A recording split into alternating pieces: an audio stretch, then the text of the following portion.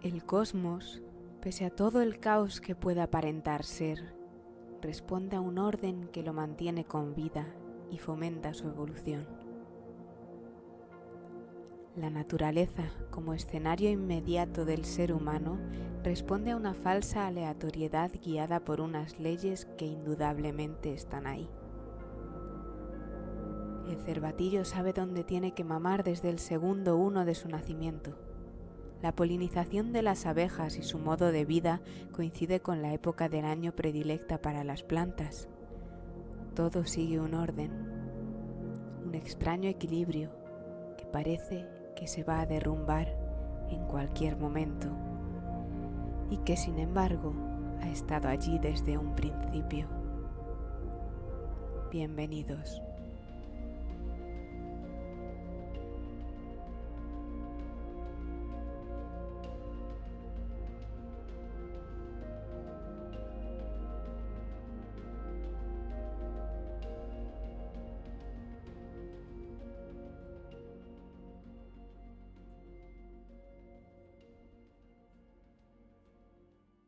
La calle Libreros, de no más de 4 metros de ancho, entre edificios antiguos de no más de 5 alturas, se abría al llegar a la fachada de la universidad, a una plaza conocida como el patio de escuelas.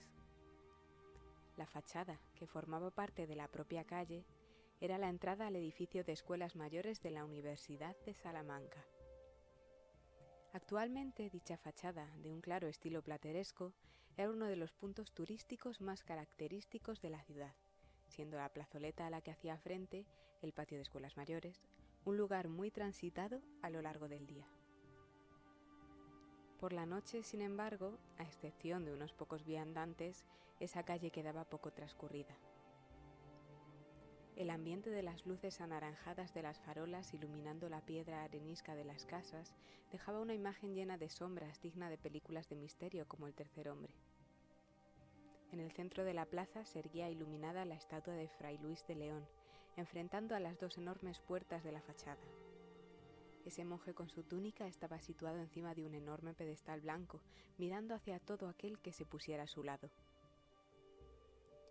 David levantó la cabeza para mirar de nuevo a la rana encima de la calavera que le daba el nombre coloquial de la fachada de la rana.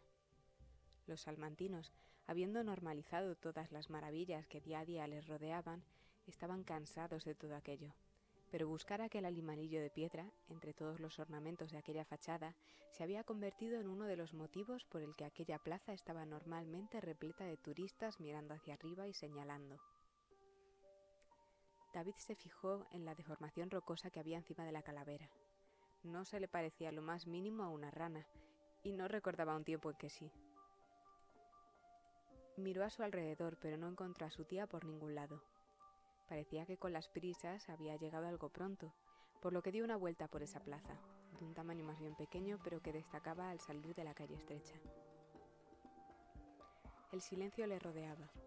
La piedra dorada de Villamayor era la protagonista allá donde mirara, y la luz atenuada, proveniente solo de los focos de la fachada y la estatua de Fray Luis de León, generaban en David la sensación de hogar que había tenido de niño.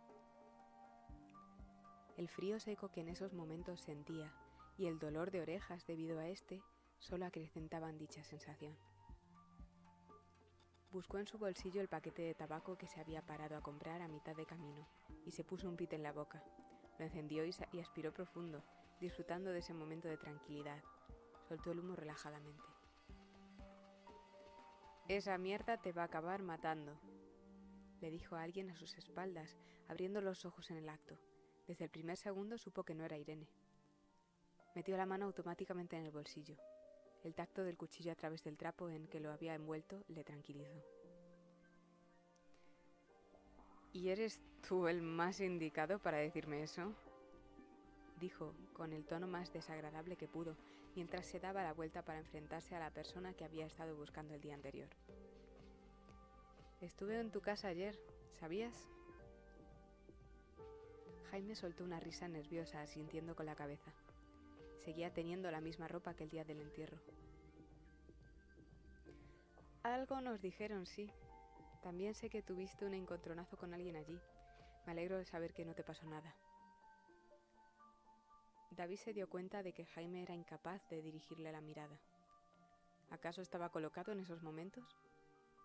Se había jurado a sí mismo que le echaría en cara todo en cuanto se encontrara con él, pero en ese momento y dado todo lo sucedido en las últimas horas, simplemente no supo qué hacer. Estaba demasiado cansado. ¿Me das uno?, le dijo señalando el cigarro. La mano le temblaba por el mono. David le lanzó la cajetilla y el mechero. Se puso a su lado, los dos de cara a la fachada, tranquilamente fumando bajo la atenta mirada de Fray Luis de León. Esa noche fría de invierno, en silencio, simplemente viendo el momento, parecía que ninguno se atrevía a decir nada. ¿Eres tú el que me ha mandado el mensaje? Jaime se limitó a sentir mientras le daba una calada al cigarro. ¿Qué estás haciendo aquí? ¿A qué te refieres? David no supo responderle. El simple hecho de decir en voz alta que esa realidad no era su realidad le hacía parecer que había perdido completamente la chaveta. O sea, que lo sabes. Esa afirmación repentina le hizo girarse a Jaime. Este seguía, sin embargo, disfrutando del frente del edificio de escuelas mayores. Una sonrisa amarilla se mostraba en su cara asimétrica de tantos años con la adicción. ¿Quién te lo ha dicho? David no respondió. Jaime tiró la colilla al suelo apagándola con el pie. Sígueme, se limitó a decirle. Caminó hacia uno de los dos portones, no girándose para ver si le hacía caso. Sentimos mucho lo ocurrido con Iván. Debimos estar más al tanto de él. Le asesinaron. Las palabras le salieron con tristeza y rabia. Echaba de menos a su amigo y con lo ocurrido aún no había tenido tiempo de llorarle. Viendo a Jaime a su lado, ya no sentía ningún odio hacia él. Era cierto que había tenido parte de la culpa de que sus amigos hubieran echado sus vidas a perder, pero teniéndole cerca, completamente consumido por aquello que vendía, no podía sentir más que pena. Lo sabemos, por eso estamos aquí, pero no quita que pudimos hacer más por él en su momento. Te ves como la mierda, por cierto. David no podía llevarle la contraria en esa afirmación. Las ojeras de dormir mal, la ropa usada de más, la barba desaliñada al igual que los pelos, hasta la gabardina necesitaba un lavado. ¿Cómo que lo sabes? ¿Sabes de las personas con el anillo tatuado? ¿Qué estamos haciendo aquí? ¿Por qué me has traído aquí? Jaime se acercó a uno de los portones y llamó con el nudillo. No tardó en oírse la respuesta de unas llaves que les abrían. Ante ellos se encontraba un hombre de unos 60 años con un manojo de llaves en la mano. Su aspecto era el clásico de los profesores de universidad. Pantalones chinos, camisa de cuadros, a medio afeitar. En general, la típica indumentaria elegante y dejada de un hombre que desprecia lo que hace o, por el contrario, ama despreciar al resto. Jaime tiró del cuello de su chándal, dejando a la vista la clavícula. El tatuaje de la calavera de cuervo tan característico suyo quedó iluminado con la luz de los focos reflejada en la fachada. David no le reconocía sin él. Se lo debió hacer tiempo antes de que se hubieran conocido, cuando sus vidas aún tenían alguna esperanza, y ellos no eran más que niños con sueños en la cartera. «Hacía mucho que no pasabas por aquí», dijo el hombre dejándoles paso al interior. El acceso daba, tras un pequeño espacio de entrada, directamente al claustro del edificio de escuelas mayores. Estaba gobernado en el centro por una enorme secuoya centenaria que superaba en altura a dicho claustro. «Regalo de Federico de Onís, en 1870», dijo Jaime, viendo que David se había quedado mirando el árbol centenario. «Ahora me vas a dar una clase de historia», dijo David en un tono despectivo. «Precisamente vamos a hacer eso, sí. ¿Sabías que aquí nuestro colega Fede era hijo del bibliotecario y encargado del archivo de la Universidad de Salamanca?» Siguieron andando hacia el otro lado del claustro, donde se situaban las enormes escaleras de piedra que se dirigían al segundo piso. David no podía dejar de mirar el árbol del centro. El hombre que les había abierto se mantenía en silencio, siguiéndoles unos pasos por detrás. Delante estaba Jaime, con la manga derecha del chándal subida hasta el codo, mostrando todos los pinchazos del antebrazo completamente esquelético. No paraba de rascarse, dándole una sensación de nerviosismo que no encajaba en su comportamiento. Si miras a tu izquierda podrás ver la capilla de San Jerónimo, construida por Simón Gavilán Tomé entre 1761 y 1767. Gran arquitecto, peor persona, dijo poniéndose una mano en el pecho y haciendo una pequeña reverencia. Que por cierto, también trabajó en la Catedral Nueva. Al otro lado está el Paraninfo, también llamado Salón de Actos de la Universidad. Paraninfo. Nos gusta esa palabra. Jaime parecía estar disfrutando de la situación. ¿Habías estado aquí de noche? David negó con la cabeza. ¿Cómo era posible que les hubieran dejado pasar así, sin más, abriéndoles completamente las puertas? Ese lugar pertenecía a la universidad, y no solo estaba cerrado por las noches, sino que normalmente había que pagar para entrar durante el día.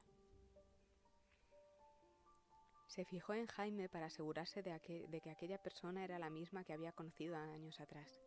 Habían pasado 4 años desde la última vez que habían hablado. Al acercarse a las escaleras, David se quedó petrificado. Un escalofrío le recorrió todo el cuerpo. Metió inmediatamente la mano en el bolsillo agarrando la empuñadura del cuchillo de cocina. ¿Qué ocurre?, preguntó Jaime dándose la vuelta en cuanto se dio cuenta de que David había parado en seco. Miró hacia donde él estaba y sonrió. Imagino que sabrás qué son, siendo de aquí. Ante ellos, cubriendo las paredes de piedra arenisca, se encontraban numerosas pintadas, todas ellas parecidas y a su vez ninguna igual que el resto. Estaban pintadas de un color rojo sangre, compuestas todas por las mismas letras. Vítor. Son los vítores, los tatuajes de Salamanca. Continuó hablando Jaime viendo que David no contestaba. Los edificios históricos de la universidad están repletos de ellos. Cada uno representa un logro que ha conseguido una persona a lo largo de su vida y que queda inmortalizado entre estas piedras. Una huella dejada para la posteridad de sus habitantes más destacados. Debajo de cada uno está la fecha de cuando se había pintado. Aparte de eso, no guardan ninguna información. Entre todos los vítores había uno que le hubiera pasado desapercibido al David de la semana pasada, pero que ahora, sin embargo, no podía dejar de mirar. Las pulsaciones le habían aumentado, el sudor había vuelto pese al frío de la noche. Entre todos los vítores había uno con 2 letras de más colocadas de una forma que David conocía muy bien. La U y la S, ambas en continuidad. ¿Sabías que la cruz gamada provino inicialmente de los Vedas? Las escrituras sagradas del hinduismo que no tenían nada que ver con lo mencionado en Mi lucha de Hitler. Los nazis cogieron algo que podía haber sido hermoso, que se utilizó previamente en varias religiones, y lo transformaron en un arte prohibido, la vergüenza de la humanidad. ¿Qué me quieres decir con eso? Apretaba el cuchillo con fuerza a la espera de cualquier ataque inmediato. Ese Vítor que estás mirando puede ser uno de los más importantes que pueda tener esta ciudad. Vítor a la amada Ubi sunt, un Vítor a la igualdad de todos los hombres, a su mortalidad que hace que la vida tenga sentido. No confundas un símbolo hermoso con unos ideales peligrosos y perversos. Ellos se apropiaron de él sin permiso de su dueña. Culpa a aquellos que la difaman, usándolo, y no temas aquello que no debe ser temido. ¿Estás diciendo que esto no tiene nada que ver con aquellos que mataron a Iván? Estoy diciendo que este Vítor es tan antiguo que nadie sabe su fecha exacta. El único Vítor sin fecha escrita bajo él, y que los estudios de su tinta lo datan de antes de haberse construido siquiera este lugar. Si fuera eso cierto, ¿cómo es que no es tan conocido como debiera? Lo conocen aquellos que deben. Para el resto no es noticia. Dicho esto, se dio media vuelta y empezó a subir los escalones. ¿Continuamos con la visita? ¿Qué sabes de esa secta? No nos corresponde a nosotros decírtelo. Esa información ya te llegará a su debido tiempo, supongo, pero no es a lo que venimos. Como ya te he dicho, venimos a una lección de historia. El hombre que les había abierto les estaba esperando en la planta de arriba, justo enfrente de la puerta de la biblioteca de la universidad. Espera un segundo. ¿Vamos a entrar en el fondo antiguo? Aquí se encuentran libros de hasta 800 años de antigüedad, libros que nunca podrán ver la luz debido a sus condiciones. Solo personas muy selectas han tenido trato con dichos volúmenes, así que te ruego que tengas cuidado. No toques nada y haz lo que se te pida. El hombre les tendió unos guantes de terciopelo para que se los pusieran. Jaime cogió a su vez unos cordones con pesos en los extremos. Los libros que vamos a ver son muy delicados, le explicó. Muchos de ellos no se pueden abrir por completo y tienen las hojas a punto de convertirse en polvo. Cuanto menos las manipulemos, mejor. Estos cordones son para sostener las páginas y evitar que las sujetemos con la mano mientras están abiertos. El hombre les abrió la biblioteca. Era una sala rectangular con librerías en sus 4 lados. Llegaban desde el suelo a unas bóvedas de crucería guarnecidas en un color amarillento. Allá donde mirara, veía las paredes repletas de volúmenes. No había ni un solo ejemplar que pareciera ser de este siglo. Justo en la unión entre las librerías y las bóvedas se situaban varias ventanas por donde entraba una tenue luz de las farolas del exterior. En el centro de la sala se encontraban varias mesas y atriles de madera, todos ellos rodeados por sillas antiguas con reposabrazos, dejando unos pasillos entre estas y los atriles, de manera que todo aquel que tuviera trato con los volúmenes tuviera que hacerlo de pie. El ambiente era cerrado, pero no se hacía claustrofóbico. La sensación era de estar respirando un aire seco con el típico olor a libro antiguo. No había iluminación eléctrica de ningún tipo, por lo que entraron prácticamente a oscuras, sirviéndose de la poca luz que entraba por las ventanas. El hombre que les había estado acompañando se adelantó escogiendo varios volúmenes de distintos estantes. El tratamiento era de sumo cuidado, como si portara entre sus manos un elemento que se pudiera romper con solo mirarlo. Escogió con cuidado para evitar tener contacto innecesario con otros ejemplares. Se acercaba a una librería. Se quedaba un rato mirándola, cogía un libro y lo llevaba lentamente a uno de los atriles posándolo completamente cerrado. Posteriormente se daba media vuelta y repetía el mismo proceso hasta haberlo hecho varias veces, uno por uno, con lentitud y tocando lo menos posible los volúmenes. David y Jaime esperaron en silencio en la puerta. Por un momento David se olvidó de su situación, disfrutando el encontrarse en aquel lugar. Siempre había querido entrar, pero actualmente era imposible por motivos lógicos. Miró al personaje que tenía a su lado con sus pintas de drogadicto, tembleques incluido. Se preguntó quién era realmente aquella persona. Estaba claro que sabía de todo aquel mundo tan nuevo para él. ¿Sería también un no nacido? El hombre que les había abierto y les había llevado hasta allí le había tratado en todo momento con un gran respeto, llegando a parecer completamente absurda la situación. Pese a todo, allí estaban ellos, en una sala a la que muy pocos tenían acceso. Una vez hubo acabado de preparar todo, el hombre les hizo una señal para que se acercaran. Jaime fue primero. Se movía como si estuviera habituado a aquella situación. El hombre se dirigió directamente a él. «Avísenme cuando hayan acabado». Dicho esto, y para sorpresa de David, salió por la puerta dejándoles completamente solos. Jaime caminó lentamente dando una vuelta por la sala. Su voz, pese a ser prácticamente un susurro, resonaba, pudiéndole entender perfectamente. Pese a estar creándose continuamente nuevos universos, extrañamente esta sala siempre es la misma. Mismos libros, mismas historias y conocimientos. David estaba de pie completamente quieto, siguiendo a su compañero con la mirada. No tenemos la más mínima idea de cuánto es lo que sabes, pero sí sabemos que eres consciente de que esta ciudad no es la tuya pese a serlo. No tenemos mucho tiempo para mostrarte todo, pero haremos cuanto podamos. Llegado mañana tendrás que haber cruzado de nuevo a tu lugar de origen. Se fue acercando al primer atril ocupado por un tomo grande. Le hizo una señal para que se acercara. «Ahora dinos». Le miró por primera vez directamente a los ojos, mostrando una seriedad y una consciencia nada común en él. A David no le sorprendió ver que los tenía rojos. «¿Qué sabes realmente de la escalera de Penrose?» Hola, somos Clara y Fernando, creadores de esta aventura semanal. Nos alegra que hayáis llegado hasta aquí. Si os ha gustado, podéis dejarnos el like o suscribiros. También podéis escucharnos en iVoox y leer los últimos capítulos hasta la fecha en ubisundpodcast.blogspot.com. Gracias y bienvenidos a Ubisund Podcast.